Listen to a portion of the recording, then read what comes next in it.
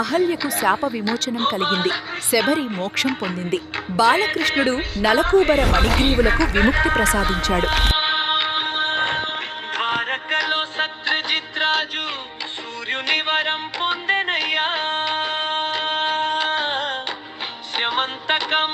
ప్రకాశం సూర్యుడిలా మెరిసేనయ్యా,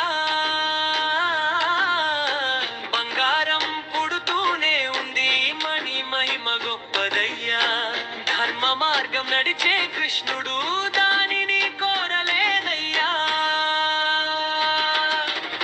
వినండి వినండి కృష్ణుడి లీల, స్యమంతకమణి గొప్ప గాథ.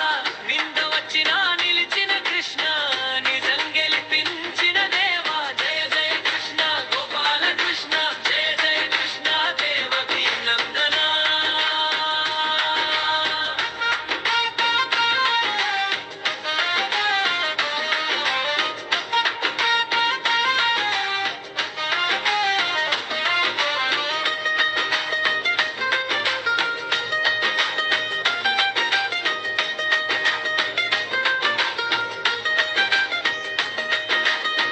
ప్రసేనుడు అడవికి వెళ్ళి మణిని మెడలో పెట్టెనయ్యా.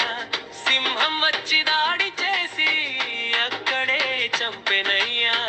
సింహం తీసిన మణిని జాంబవంతుడు తెచ్చెనయ్యా. తన గుహలో చిన్న పాపకు ఆడుకునేలా ఇచ్చెనయ్యా. చిన్న జాంబవతి నవ్వుతూ మణితో ఆటలాడేనయ్యా. సూర్యుడిలా వెలిగే మణి ఆమె చేతిలో మెరిసెనయ్యా. గుహలోకి కృష్ణుడు వచ్చి ఆ దృశ్యాన్ని చూచెనయ్యా. అప్పుడే జాంబవంతుడు వచ్చి యుద్ధానికి నిలిచేనయ్యా. చివరకు సత్యం తెలిసి జాంబవంతుడు నమస్కరించే.